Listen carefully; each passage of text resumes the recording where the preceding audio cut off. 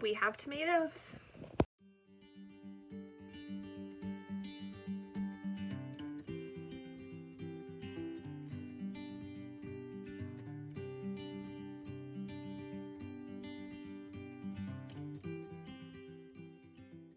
I have been sharing with you guys for months now how we have been trying to grow tomatoes in our grow station in the basement this winter. And so it was a goal for us this winter to play around with some ways of growing food throughout the winter season with this grow station.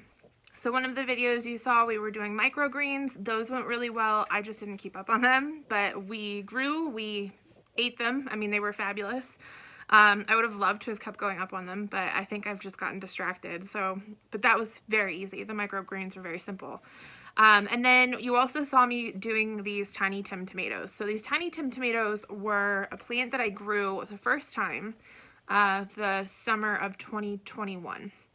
I had gotten them, I believe, from M.I. Gardener, and I really loved the concept of how small they were. So they were very friendly for small spaces, and there was just so many tomatoes on them, so many tomatoes. So I had to try these in a grow station, and these are my best recommendation for tomatoes to put into a grow station, because they just stay the perfect size so that they're manageable, but my gosh, can they be loaded in tomatoes. So really the plant itself, which you can see this one here, this one actually I think is the largest of all of them. He's probably about 14 to 16 inches tall, but some of the other ones over here you can see stayed much smaller.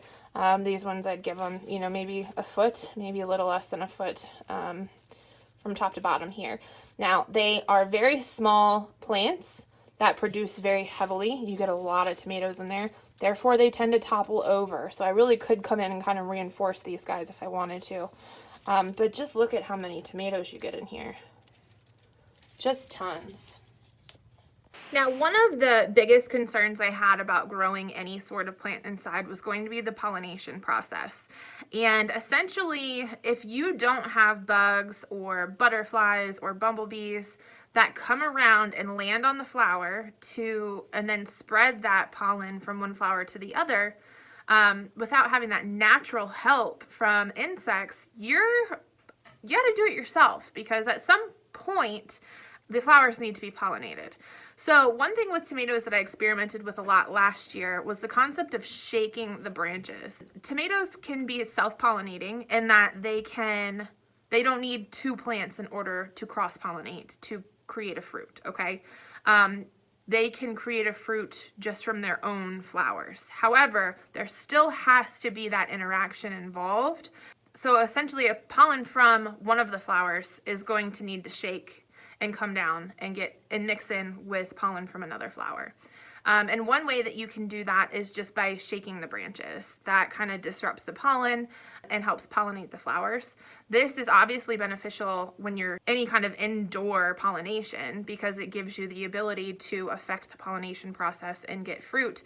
But it's also beneficial when you're growing stuff outside as well. If you do have a lack of pollinators or a pollinator issue, sometimes you have pollinators, but you just don't have enough.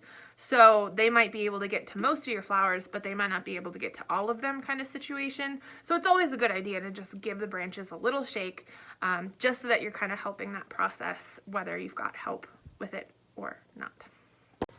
So this here is a prime example. We've got flowers that are just opening and some that are open. So I'm going to just go in here and just give these guys a little shake. You don't want to break them off, but just enough to get some action going. And then over here, I've got a couple on this little plant, so I'm going to shake these two. Now this plant that I have here was one that had volunteered in a pot from our spring tomatoes. So it was a volunteer. He came up. I guess there was a seed that was dropped in the bucket that the big mama plant was in, and he decided to come up. However, he was exposed to the cold a little bit, so he's a bit stunted, and you can see that in that the difference between, he is older. He's much older than the rest of these plants by months. Easily by months, he's older than these plants. But these plants are all bigger and doing better because they weren't subjected to the cold weather, which will stunt their growth. So the reason why I had to turn this camera on is because I am picking these tomatoes and I'm having a tomato sandwich for lunch today. My first tomato sandwich in March. I'm so excited.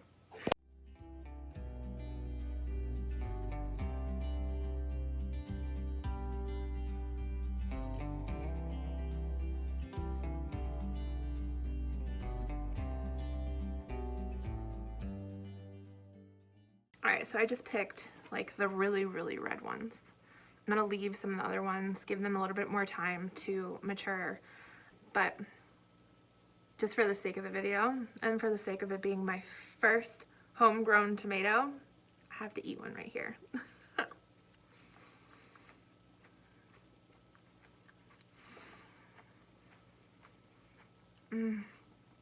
Oh, I love tomatoes. I love them, and there's just a better feeling when you've grown them yourself. These are delicious. There's a lot of flavor here, not nearly as much flavor as what we usually get in the summer, which is understandable and acceptable. It doesn't have all of the same benefits that you would have growing outside, obviously. Sunlight being one of them. This is obviously manufactured sunlight, but it is still absolutely delicious. Still better than any store-bought tomato, hands down. And you have the benefit of being able to grow it here at home. So if for some awful reason you can't go to the grocery store and get tomatoes, they're not available, you can have them right here at home. Let's go make this sandwich.